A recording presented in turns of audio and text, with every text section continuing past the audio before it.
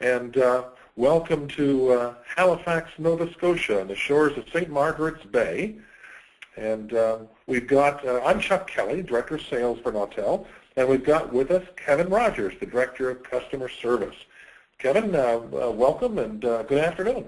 Thanks, Chuck. Pleasure being here. How many years have you been with the organization? Approaching 24, believe it or not. So this is your customer service organization. You've built this from scratch. Well, here's the things we're going to talk about this afternoon on our agenda. This is values that Nautel has and how we think about customer support. We're going to meet our support team. We're going to talk about getting parts.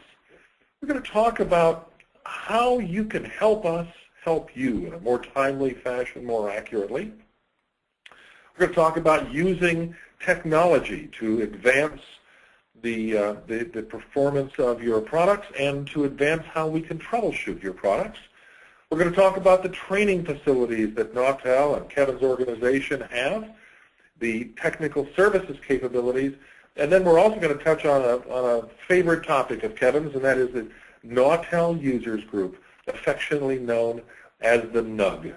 Now, we may miss a question that you have come up with, and in that eventuality, use the question feature that is a part of the GoToWebinar software that you're running there, and type us a question. And if you can type a particularly difficult question that makes Kevin sweat, that would be even more fun.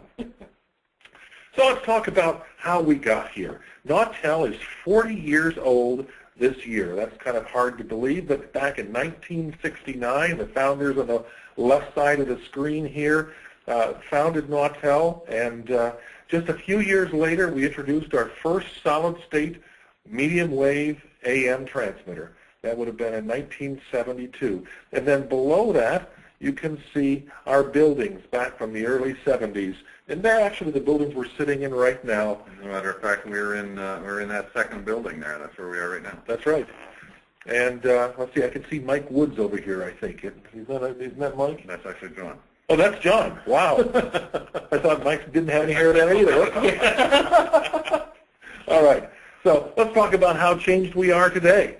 Our engineering team is now 37 engineers. Nautel has always been an engineering-led company, but we have more engineers now, I believe, than most any of our competitors. I can't imagine people having more than 37 design engineers just associated with this part of the business. That's actually the engineering team that worked on the new NX series of transmitters. On the right-hand side is a graph or a chart or a map of all of the Nautel transmitters located on 7 continents around the world, and we're very proud of that. Here are the product families that we have today, the new products that we have in our lineup, and every one of these new products is less than a couple of years old, including the NX series of medium wave transmitters that run from 25 kilowatts up to 2 megawatts, is very high efficiency, better than 90% efficiency. Here's our new VS series transmitter, the 300 watt, the 1 kilowatt, and the 2.5 kilowatt series transmitter. And then over here on the lower right-hand corner is our NV series of transmitters. And these run from 3.5 kilowatts to 88 kilowatts of power. And they're all tied together with the advanced user interface, which is basically a web server built right into the transmitter that allows you securely and quickly and efficiently to monitor and control virtually every aspect of the transmitter with any kind of web-enabled browser. So if you'll hook up the internet up to your transmitter, you can then control and monitor every aspect of that transmitter. We're going to talk about how that fits into the customer support arena as well. But let's go back to bedrock values. Let's talk about our corporate philosophy, our service values. And Kevin, it really starts way back when we designed the transmitter, when we sit down with a piece of graph paper and a pencil, or a calculator or a computer program these days, doesn't it? Mm-hmm. Yeah. It's right back in the early days of the AMFET product line. The transmitter was designed to be modular in construction. That picture shows the AMFET 1 there. and the PA modules and the modulator in that transmitter were the same modules used in the whole series, the whole line from 1 kilowatts to 10 kilowatts. And they could be taken from one transmitter and put in another. There was no, they were all broadband and could go in any transmitter in that particular family. And today, you know, the latest transmitter is still designed around the same philosophy, where it's modular in design. So it's you know, easily allows us to have modules in stock for quick shipping, next day shipping. Or the customer to have a single module in stock to service a lot of transmitters of different power levels on different frequencies. Correct. Yeah, exactly. Kevin, you know, that sounds logical today and very easy to understand. But back in 1972, that must have been pretty revolutionary. I mean, that was a tube world in those days. Yeah, at the time, you know, Nautel was founded on moving the bar, on moving from a tube transmitter to a transistorized broadcast transmitter. What caused that? Why did these fellows, I mean, in the day, in 1972, every transmitter out there was a tube transmitter. And what made people think they could take transistors and make transmitters out of them? There was actually a requirement by the government to come up with a very high MTBF for a beacon transmitter. So MTBF, you mean reliability? Reliability, yeah. You know, it could not be accomplished with the tube transmitters of the day. Mm-hmm. And the founders of Nautel, you know, decided that they could do it. They formed the company and bid on the contract, won the contract, produced the transmitters, and it's been steady. The rest is history, as they say. Exactly. Talk about how the organization was designed so that the engineer in the field could repair these things. Very, you know, with you know, sort of screwdriver, limited test equipment, a soldering iron.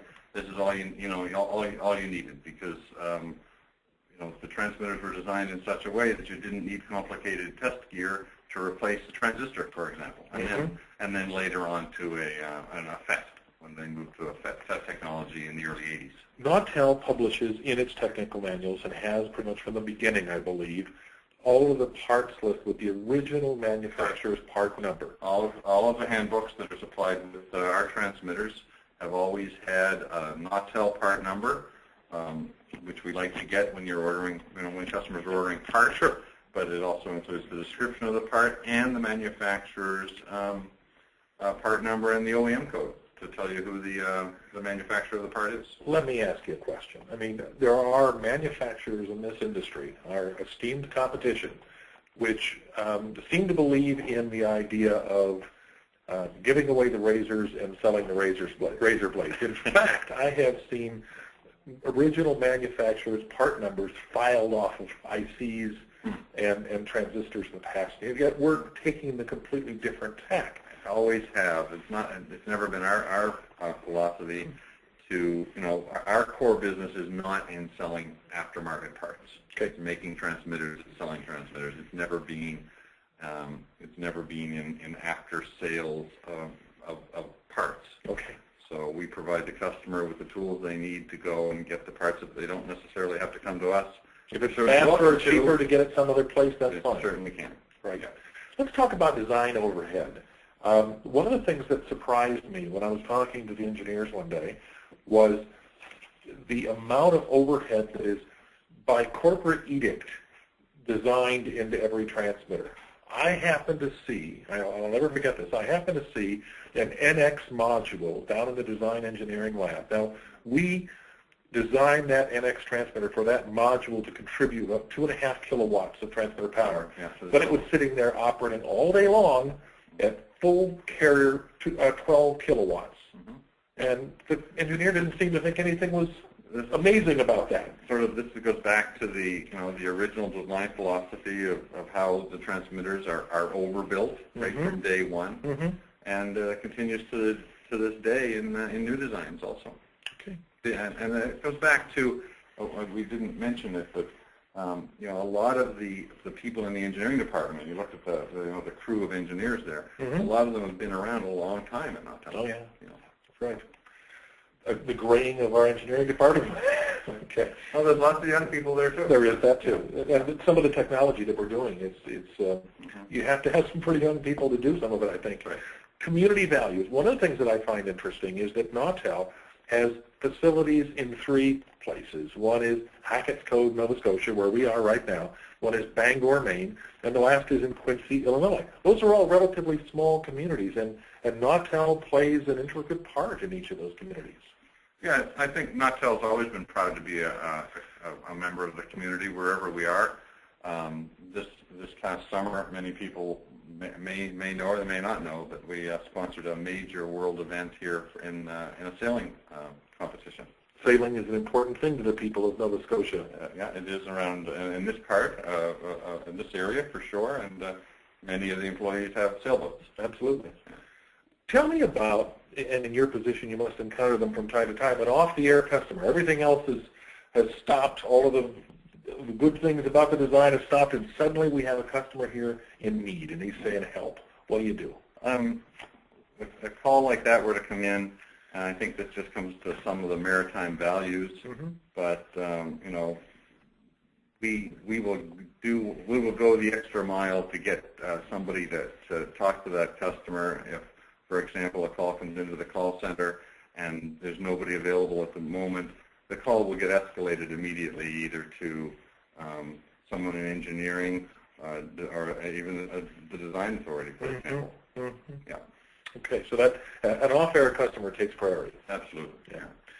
I think one of the major distinguishing factors, and it's part of our corporate culture again, is we've never discontinued service for a transmitter. Correct. At least that's what I've heard. Yeah. Are you aware of any transmitter we've ever discontinued service for? One of the points that we're proud of, you know, and I think this does make us a little unique in the industry, is that we will support and continue to support everything we've ever made, you know, to the best of our ability. And we've gone to the extent of redesigning, you know, if a part goes obsolete, of redesigning an assembly to replace that part, not just going and trying to find a comparable part, but where a comparable part or a replacement part won't fit, we'll redesign the assembly or make an assembly workaround, you know, that will plug in that area for that part.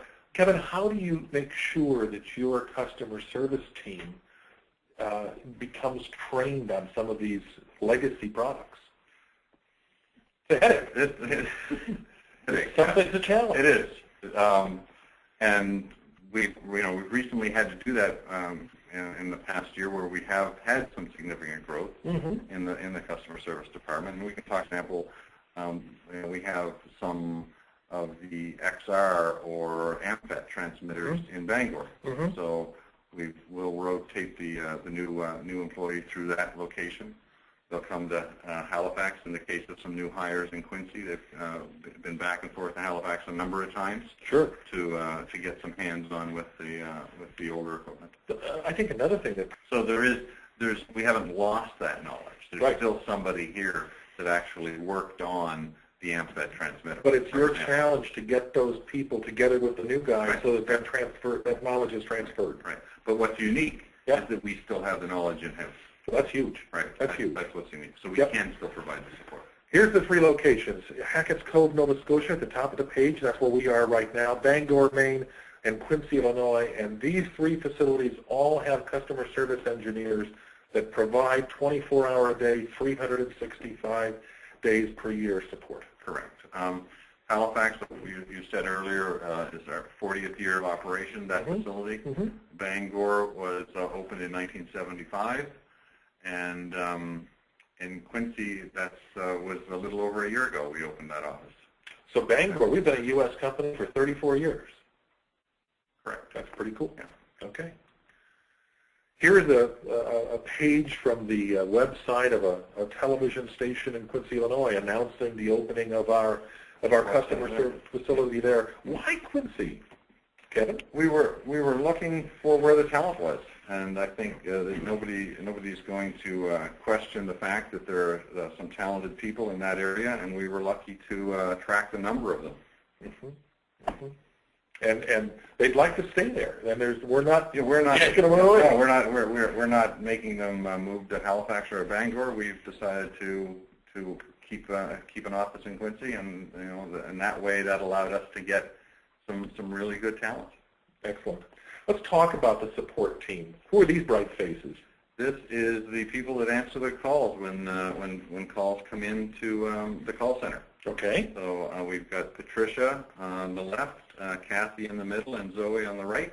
And this is typically who the customer will have the phone answered by when they call into the support center. So they call in the 800 number in North America, and it comes to one of these lovely young ladies. Right. And what happens then? Then the call, depending on what the call is about, but if it's a technical call, it would be dispatched to a service technician. Mm-hmm. If it's a parts inquiry or a shipping inquiry, they would handle it themselves. Okay. But if it goes to a service technician, then the one that happens to be available is in Quincy, so they tell the customer, sorry, you got to call up this guy in Quincy, Illinois, right? Not at all. Okay, how's it work? It's just, with today's technology, the call is transferred to.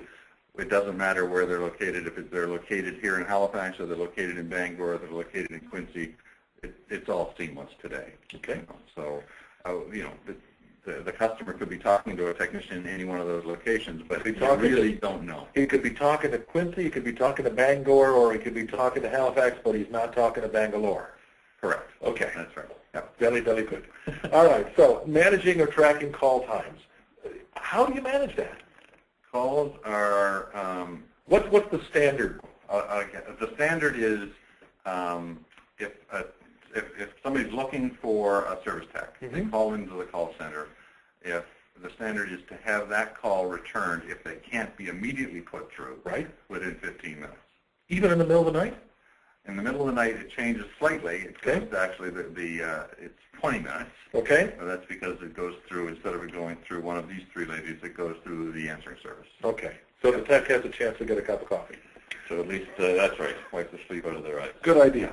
All right. But we should mention that the hours for the daytime operating hours are 8 a.m. to 8:30 p.m. Atlantic time. Atlantic time. So for our friends south of the border, that is 7 Eastern. Yeah, 7 Eastern. Or 6 Central, or golly gee, what is it? Pacific time. That's 4 hours difference. So that's 4 in the morning. 4 in the morning. So okay, so they're up before you are, and probably going to bed after you too. Right. So all right. So now let's talk about the support team. Over 100 years of experience. These folks have been there. We've talked. We've got a group of people here in Halifax and in Bangor and Quincy. Here on the left-hand picture is the team in Quincy, and on the right is actually Mark, who's from Quincy. He just happens to be in Halifax enough that he gets his picture taken with the Halifax group. Both guys. This isn't the whole team. No, this is not the whole team. No. Yep. And there's Terry in the middle and Ryan there on the right-hand side from Halifax. What is the general background of these folks? Well, most of them have been, in the industry for a very long time. Terry, for example, has been with Nautel since 1997. Okay, wonderful. And you've got people here, I believe, that have worked in stations and worked for other companies doing the same type of job, and so you've got a lot of experience in these folks. Mm-hmm. Yes. And your constant challenge as this group grows is to make sure that they all have the latest information on all the new products and all the old products. That's always a challenge. Okay, let's talk about getting parts. Okay. As we mentioned, the hours are 8 a.m. to 8:30 p.m. Atlantic Standard Time. Yep. And that's for that call. Those calls are answered by a live person mm-hmm. here in Halifax, mm-hmm. and the call is either dispatched to a live technician mm-hmm. During those hours. Obviously, any clerical support questions, parts ordering can be done during those core hours. Sure. But and then we have after 8:30 Atlantic time, it switches to an answering service where the technician is called and again expected to call the customer back within 20 minutes. But still accessed via the toll-free number. all done. All North American calls are that number. Okay, right. Very good. And there's a possible extended warranty available for 3% of the purchase price of the transmitter for each year beyond the 13 months. Correct. Okay. Yeah, if anybody's interested in that. Sure. Talk about Memphis. This was your baby. Okay, so we were always trying to do better, and one of the suggestions we had that came from a customer was to improve the ability to ship parts to the West Coast. Okay. And obviously, if we were limited by what time FedEx would pick up parts in Bangor, Maine, which is in Eastern time. So we decided last year we set up. I shouldn't say decided, but we actually set up a parts depot in Memphis, Tennessee, right beside the airport, right next door to FedEx. And so we can have now parts picked and packed as late as 10:30 p.m. Central Time. Wow. For delivery next morning. That's amazing. That's right. That really short circuits them, because when you think about Bangor, it would have had to have left the Bangor facility, gone to FedEx, gotten on an airplane, flown to Memphis, and we saved all that time. Well, the cutoff was around 5 p.m. Eastern time, and so that's only 1 o'clock or 2 o'clock in the afternoon Pacific Coast time. So this makes all the sense in the world. Yeah. Okay, the module exchange service. Tell me about that. Well, we've talked about the fact that Nautel transmitters are very modular in nature. Sure. So we have a stock of these modules, tested, burnt in, ready to go in our in actually 3 locations, and other locations around the world, but in North America, in Halifax, in Bangor, and in Memphis. And the customer would call, for example, and we would troubleshoot the problem down to the modular level, right? And then decide to cross-ship a module. So we send them a rebuilt module, and they send us back the cross-ship means that they don't have to have it back here before we send the one out of here. Correct. Okay. Correct. Yeah. Okay. Yeah. And that service is for free during warranty. What happens after warranty? After warranty, there's a flat charge for that service, and it's 40% of the price of the module. So 60% off. Correct. Okay. Yeah. And if the module is a crispy critter when it comes back, well, it needs to be repairable. Okay. In order to take part of this. Okay. Service. Yeah. How can we help our customers to help us provide them better service? One of the things that makes it easier when a customer calls in and is looking for a part, and obviously if the transmitter is off the air, the faster all of this goes through the system, the better it is for everybody. Having the transmitter model number and serial number helps tremendously. Now, realistically, a lot of people don't have that information at their fingertips, but having the call sign when they call in allows us to track all the history of every transmitter. You have a very sophisticated networked system that allows us to search and comb through all the records online and figure out what is what. Exactly, and we keep very good history of all of the calls that come in. So we can tell, going back, I'm going to say 20 years. The history of any particular transmitter. Now it's up to the customer to keep us advised of call sign changes and stuff like that. So that, or if they sell their transmitter. If they sell their transmitter, so that we can follow it through. But a surprising number of people, we do get that information all the time. And so we have, I would say, a very, very accurate database. And this is the key tool for when somebody calls, because as soon as somebody calls, a case gets created. And then that case gets allocated to one of the service techs. And the first thing the service tech does is look to see what's gone on. Great. Because it might have been yesterday that somebody called in, or it might have been 3 years ago.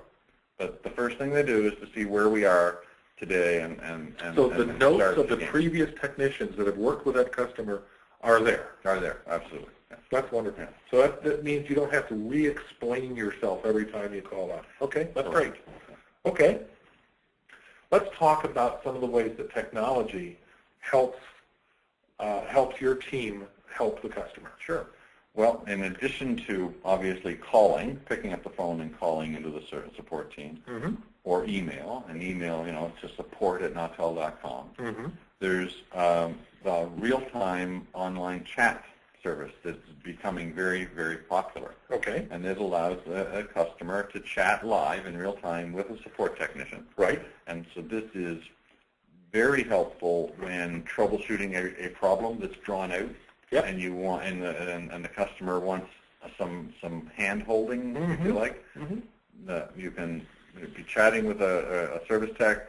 Service tech can suggest something. The customer will go and do that. Come back 10 minutes later and say they've done that. What's the next step? And so you don't have to be on the phone that whole time. The service tech can be off doing other things, be doing another chat call, answering email, or even helping another customer on the telephone.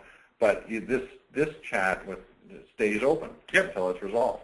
And it's also back and forth. Imagine if you're overseas and you instead of having a 3-hour phone call, no expense at all. A live chat, and it certainly helps where there's a language barrier also. Let's try it. Let's just log in and see. Now this is the web page that Nautel has for customer support, nautel.com/customer support ASPX. And down here on the bottom is this live chat. I don't know that person, by the way. I don't think I've ever seen that person always. And let me go ahead and make sure that everybody can see this. So I'm going to open up another chat window here. So your name is Kevin Rogers. We've entered that in, and now we're going to type K. Rogers.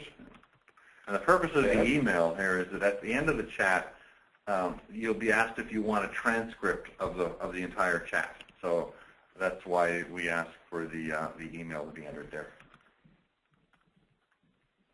Okay, so I am logging in as a webinar experiment for the call sign. Let's see if your folks are around. Let's see what happens over on the other side.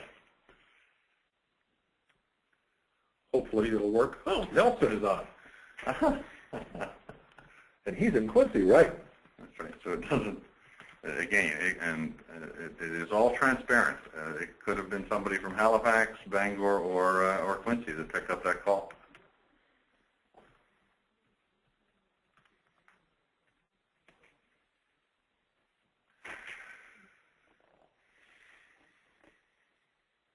Let's see if he's going to type something back here. He's probably thinking, what in the world have you done to me here?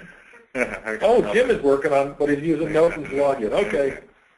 Hi, Jim. Nice to see you. Good. Thanks. Thanks for the test. Bye for now. All right. So anyway, that's how it works. Okay. Now, and when you close that, you'll be asked whether or not you want a transcript. All right. Let's try that. Can they see that? Get to that window here. There it is. And sure, get the transcript. See if my spelling was good. Okay, it's been sent to you. Now we've got to go back to here. So good. All right. Now let's talk about the NX link. What's the NX link? NX link is the web interface to our transmitters, the series before the NX and the NB. Mm-hmm. Mm-hmm. Okay. I'm going to bring that up. And we here it is. I believe so. All right. So we can go right in and take a look at a piece of equipment here. So we're logged into a V5 transmitter. Okay. That's what this is. Which is making 4,978 watts. Mm-hmm. Not to be too precise. We can see everything that's going on, not just on the main status page, but look at all the presets and how those are defined, and the meters. Right. And the alarm statuses. So anybody in the world, and this is just serving up a web page, so anybody can log in. I'm not logged in. You're not logged in to change. You're logged in to look. Okay, I'm logged in to look. You're logged in to look. So I could give the disc jockey the ability to look, but he wouldn't have the ability to change unless I gave him that password. Or a customer could give me the ability to look. Well, that's a good thing too. Right. Yeah, sure. And, that way you can look over his shoulder. Exactly, and see what's going on. And try to troubleshoot an alarm, for example, or whatever, or come up with what modules might need to be exchanged. Okay. Kind of thing. All right. Let's go back over here and tell me about the AUI. So the AUI is just the next generation of what we were looking at. The NX Link works with what transmitters? J1000, V Series FM, NXR, AM, Q Series. Okay. Yes. So all of those work with the NX Link, and the AUI is the next generation. Next generation. It is built into the NX and NV series of transmitters. So let's log into a live transmitter as we speak with the AUI. Now this one is That's an NV5. an NV5 It's located in Quincy, Illinois. in Quincy. All right. So let's take a look at this, and it's not on at the moment, but let's turn it on. And now we'll see the power start to come up here. Now you've got it limited because of the dummy load. That's right. There's only a small dummy load attached to it. So we'll only run about 500 watts. And as the transmitter comes up to power and stabilizes, you'll notice that we're running actually in HD radio mode and easily passing the mask here. We will be in a second as that averages out. But tell me about what you can do with this. Well, you can. With this transmitter, right now it's showing some of the instrumentation which comes with it, built into it. But for troubleshooting, you can drill down into the transmitter to, very deep inside to the module level and see, for example, temperature or fan speed even on any one of the fans. Let's look at the controller and see what's going on in the controller. Okay, so here we can see that it's in remote mode and it's on, and the 5-volt supply is running about 5.5 volts. And let's see here, the IPA voltage is there, and the fan voltages and reject fan are running 6,600 RPM. There you go. Right down to the detail, right down to that kind of detail. Okay, yeah, so that's what's going on there. Let's look at some of the modules too. Let's do the same thing with the modules. So here's everything you ever wanted to know about the modules and what they're doing at the moment. The 2 power modules and the 5. Yep, that's right. Okay. All right. You can set thresholds, and it will send you emails and so all of that automatically. So if it can send you an email, it can send different kinds of emails depending on different kinds of things going on. Well, that's very cool. Okay, so a lot of functionality here. We're actually seeing a demodulated signal constellation here. We're looking at the Lissajous of the I and the Q signal.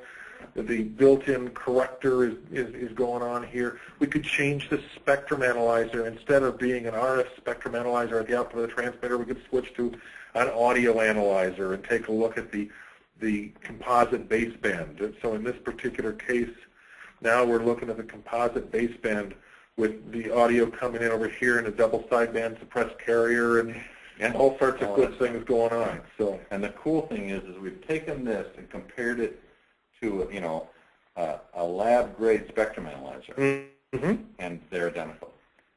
It's just incredible what the accuracy of the instrumentation that's built into the transmitter. One of the things that I find particularly interesting about this technology in the AUI and the test equipment that we've included here is that, from the days that you and I got into this industry, Kevin, there's just not as many engineers out there in the field, and the ability, and the technology is becoming more complex. I mean, HD radio is a relatively complex technology, and the ability of the engineer in the field to be able to handle all the stations he's responsible for, all the things he's responsible for, it helps a lot to be able to have the sophisticated transmitter built right in, or the sophisticated test equipment built right into the transmitter and accessible remotely. Absolutely. So that a corporate chief engineer can log in, or somebody can give us the capability of looking over their shoulder again and seeing what's going on in a matter of minutes rather than spending an entire sleepless night of trying to figure out what's going on. Absolutely. The ability for us in the service department to be able to log into a transmitter and have all this information just allows us to get to the solution that much faster. I should mention that this fancy analyzers and status monitoring and all of that has got nothing to do with keeping the transmitter on the air. Right. This computer interface web browser can go away and the transmitter still remains on the air. That's right. And it's also not an extra cost option. This is standard in the price of the transmitter. Let's talk about, you used the word logs. Let's talk about logging. So here is a set of logs of what's been going on in this transmitter. And we can copy those and send them out to other places and print them out and set them up in an Excel spreadsheet and analyze them and provide them to the FCC or what have you. It's all available to you. There you go. And you can see, it allows you to see a history. If you've got a weak PA, for example, you can go back and see, is it the same one that's failing over and over again? Sure. That kind of thing. Sure. Look and see whether temperature was involved or what have you. All of that. Yep. All right. So that's the AUI. It has made things a lot different. It's available standard in the MV series of FM transmitters, in the NX series of medium wave transmitters, as well as in the new VS series of low-priced, low-power transmitters, FM. Right. Okay, so let's go back here and continue on. Tell me what WebEx is. Okay, WebEx is a tool we have that we use when just what we just explained for the NX link and the AUI. In order to log into those, or for the customer to be able to allow us to log in to help troubleshoot, right, we need access through their firewall in many cases. I see. When that's not practical or can't be arranged in an emergency, another way for us to get in is to use something like WebEx, where we take control of the customer's PC that's located behind the firewall. So they have to give us permission and passwords and all that sort of thing? We take control of their laptop. So if they've got a PC that's within their network and if that can attach to the transmitter, we take control of that PC and they can watch what we're doing. Excellent. Yeah. Okay, very good. Let's continue on here. So that we've talked about the NX link. It's an option for the XR, V series, and the Q series, as well as the J1000. Correct. And then the AUI is just huge. I mean, the capabilities that it has. I heard a story about you and a Saturday afternoon or something like that, and the AUI. Tell us about that.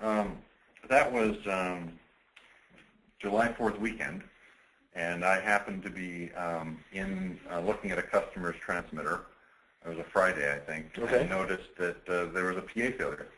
And so I just made arrangements to send a replacement PA module, sent the customer an email saying that I was in. I noticed there was a bad PA module. The transmitter's under warranty.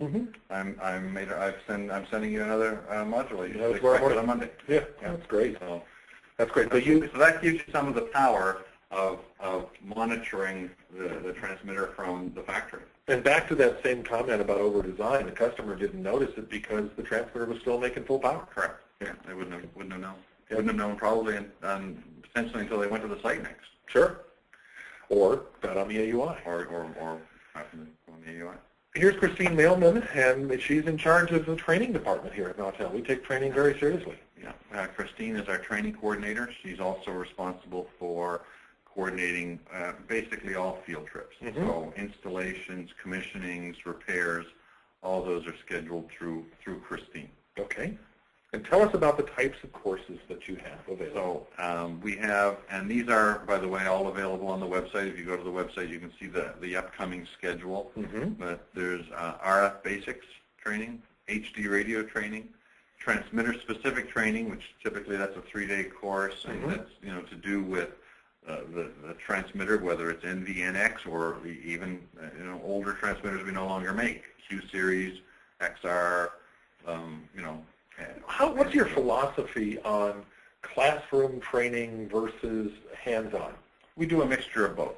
Okay. If you're going to come to the factory for a 3-day training course, there's going to be part classroom training, but there's going to be a big component that's hands-on with the transmitter. Where the guy stands beside you and say, okay, now I want to see you change the frequency. Absolutely. Okay. Absolutely. Very good. It's part of it because, if you're not, and even when we go in the field, it's always better if we can use the customer's transmitter for the hands-on. No better way to learn than to do. That's right. Okay. And tell me about this AUI training. So the AUI, we just saw an overview of the AUI. We have now scheduled monthly live web events like we're doing right here, right, to go to in-depth training on the AUI. And there are the dates in the lower right-hand corner of the AUI training, I think, that are scheduled. Great. And those are no charge, 1 hour long, just a short investment in time, and learn everything you need to know about the AUI, whether you're a customer yet or not. Yeah, Doesn't make any difference. If you're not a customer and you wanted to see what we're talking about, this is a great way of getting into some of the real meat of what it will do. Kevin, you listen to the customers. I know that's part of the reason for the NUG, the Nautel Users Group. But you listen to the customers, and it says here you're saying you want more. In other words, you're asking for feedback from our customers about what they want to see in these webinars. Always. I mean, we know one of the great things about some of these NUG events is an opportunity to get some real face-to-face customer feedback. It's how we improve. It's why we have Memphis today, for example, the spares depot in Memphis, Tennessee. Okay. I should also mention that if people have questions, you can either use the question function within the GoToWebinar program we're doing right now, or and we'll try to answer at the end of the show, or we'll talk about get your emails at info@nautel.com. I should also mention that this webinar and many others are available on archive on our website www.nautel.com. So let's talk about what people go through when they go through factory training. They come here to Halifax, and they enjoy beautiful Nova Scotia and a lobster or two. And what else do you do? We'll do like I said, the theory of operation in a classroom environment. We do the hands-on, whatever maintenance tips and installation of the transmitter. But we always include a section on lightning protection also. Okay, that's an important point. All right, this is a syllabus of a typical syllabus of a training course. Yeah. Okay. Let's talk about the technical services organization. What do you provide? What is the range of the offerings that you have for people? Everything from installation assistance, field repair, commissioning services, module repair, and training. All of that is provided. And this is really, I think, where Nautel has grown in the last number of years, is being able to provide some of this field work, not just troubleshooting assistance over the phone. It also helps the guys stay current, I suppose. Absolutely. Yeah. Get them out in the field and see these transmitters and get hands-on. Yeah. So here's your integration services. Here's people going out in the field. I guess this picture on the bottom here is your own Tim Oakes, off in Sri Lanka. That's a large AM transmitter. 400 kilowatts. There you go. Hoodlum, if I recall correctly. So we go virtually everywhere. Your guys have passports and they know how to use them. There's Jim, who we were talking to just a few minutes ago on the chat program. Yeah, that's Jim in front of an NX300 in Turkey. That's kind of an interesting thing. That's a 400 just a few years ago. This is a 300 today. Yeah, there you go. Okay, and that's Jamin Barrett, one of the heads of the design process for the NX series. That's right. Okay, and there's our Nelson. Right. Off in, probably looks like Nigeria there, in front of a couple of V10s, it appears. Yeah. So the guys do get out in the field, they do travel, and they do get around. They get the job done. So the Nautel Users Group, I know the NUG is near and dear to your heart, Kevin. So the Nautel Users Group is, we try to have NUG events a couple of times a year. We always have one on the Sunday prior to NAB. The show opening in Las Vegas every year. We've been having that event for probably 15 plus years. We have recently been having a NUG event for the radio show in the fall. Right. And we just came back actually from a mini NUG in Denver. So we try to get throughout the year a few NUG meetings. Forgive me, but this photograph does not appear to be Las Vegas or Denver. Right, yeah. This one is actually in Sharjah in the United Arab Emirates. So we'll bring the NUG to you. Yeah, absolutely. Okay, wonderful. And the NUG is something you can register for free on. You just talk about the transmitter you have, perhaps provide a serial number or something like that, register, and within a few days you'll be registered for the NUG. That's right. The NUG registration is a tab off of the customer service on the Nautel website. So with the NUG, they get obviously invitations to the meetings and seminars, training seminars. discount on training if you want to come to the factory for a training session, or you want us to come to the customer site. But some of the big things, the main benefits, is it's behind the NUG login on the website, where customers can access the handbook for their particular transmitter, for example. It's all available in PDF for download at no charge, and there's information there about upgrades that are applicable to their particular transmitter. Okay, wonderful. So let's talk about where we go from here. You've been here 24 years. We haven't stopped evolving. We haven't stopped listening to the customer. What are you working on? What's coming up next? What's the Memphis of next year? There's going to be things we're thinking about are packaged webinars, for example. In this day and age, it's hard to come to the factory for training. Sure, and expensive. So we'll be working on transmitter training via webinar, and this will include some of the older products. That's wonderful. Absolutely. So we're not going to leave our customers high and dry. No. Okay. Online parts ordering is something else that we're working on, being able to order parts online rather than phone calls and stuff like that. That'll be faster, so in the middle of a Saturday night you can order parts and they'd be dispatched on Monday. Correct. Okay? Yeah. AUI Anywhere is, do we have a screen coming up next. Okay. We'll get to that. We'll talk about AUI Anywhere in a second. Yep. And then possibly another level of support where Nautel monitors the transmitter via the AUI and recommends what we need to do as the next step to troubleshoot or send a replacement part. So this is a business model that's still in evolution. You're still working on it, and you'd like feedback. Absolutely. We'd like to hear from customers to think if it's a good idea or if it's something they're not interested in. But for right now we have the NV transmitter for the it's got a 5-year warranty at the moment, right?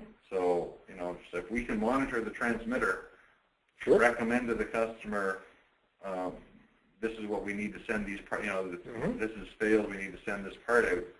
Seems like it's a win-win for everybody. And the NX has got the 5-year warranty too, until the end of the year. Tick, tick, tick. Right. So that's something we're listening for your feedback on. Yeah. Here's the AUI Anywhere. It's this screen here in the center with all the different colored lines, call signs. That is kind of an instant messaging program almost. It's kind of sharing the AUI information among networked stations. And networked could mean one of two scenarios.